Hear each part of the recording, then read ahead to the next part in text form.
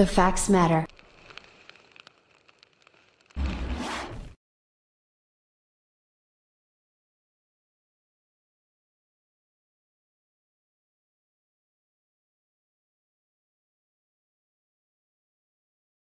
Good morning, everyone. Virgo here.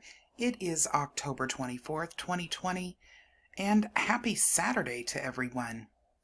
So there have been lots of questions with regards to a lot of the videos that I've put out having to do with Moors. And due to the fact that the Moors claim on a regular basis that they're either in Morocco when they're actually in the United States of America, or that they are from Morocco, the question is asked constantly on this channel, what do the actual Moroccans, since they don't call themselves Moors, think of what the Moors are saying, that are not only here in America, but are all over different countries now, making very similar claims using the Sovsit arguments that are here or started here in America. And once again, let me just say before we go any further with this, that the Temple Moors from the Moorish American temples are a religion-based group. So we are not referring to the religious group here. We are referring to what you see online on YouTube, Facebook, Instagram, Twitter, these Moors that claim they're above the United States laws, that the United States is actually Morocco or a Mexum. We're talking about the Sharon Tracy Gales. We're talking about the Light Tajiri, Pauline Ritchie group. We're talking about the Moorish American consulate. We're referring to Rise of the Moors. We are talking about the groups that are online that make these claims that they can lien property because every piece of land in the nation and even beyond that belongs to them. All of these outrageous claims that are being made, first of all, these are never things that were claimed by Prophet Noble Drew Ali, which is who they proclaim their prophet to be.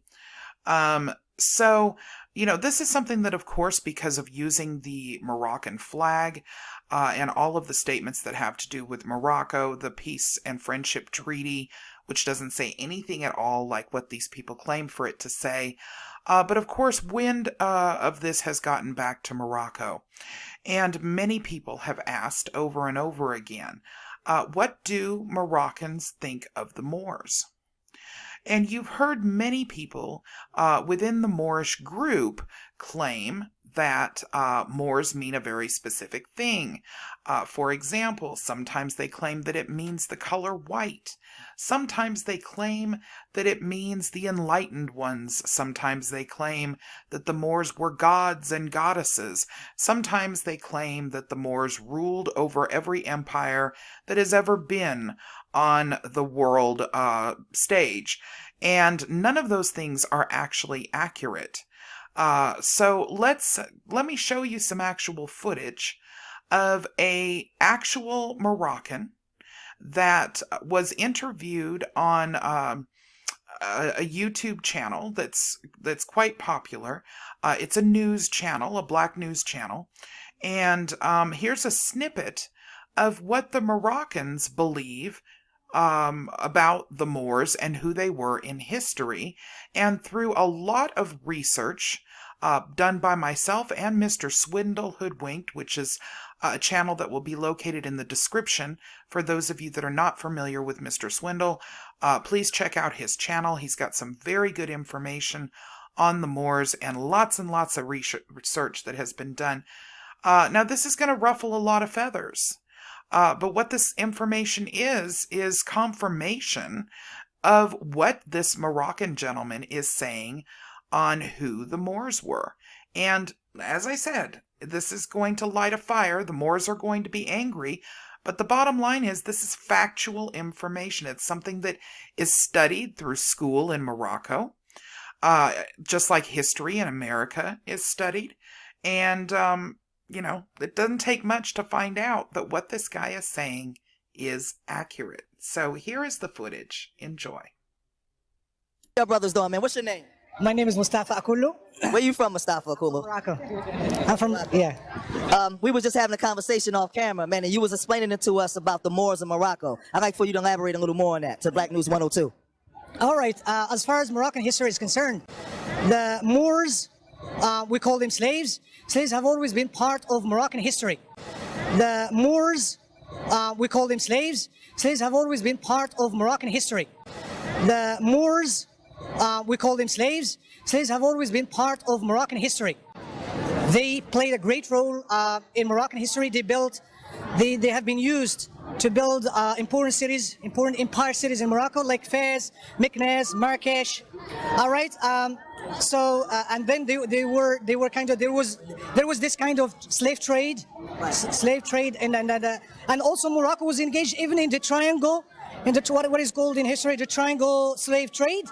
Like exporting, Morocco was actually engaged in exporting slaves from Africa to America. You're talking about black people. These are black Moors. That's right, yeah. Bringing in African slaves. Wow.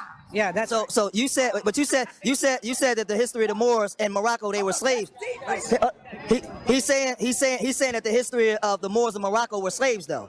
So no, he said the Moors was bringing in African slaves. No, I heard that part, but in the beginning you said that they were slaves and they built a lot of stuff, right? Yes. Who enslaved those people? For example, I'll give you an example. As far as with my limited knowledge, of course, I've read that in Meknès, the Sultan, before he was called the Sultan. Moulay Ismail? The Sultan named Moulay Ismail, yes. Moulay Ismail. He gathered all many slaves from sub-Saharan and the slaves in Morocco. So he gathered them and he castrated them because he had so many wives. So he was afraid that they would have because he had what we call harem. So was he an Arab? Was Moulay Ismail Arab that enslaved the African Moors? So he was not a Moor. He was actually an Arab that invaded the country and enslaved the Moors. Yes, so right. So the Moors actually in Morocco were the slaves. Yes.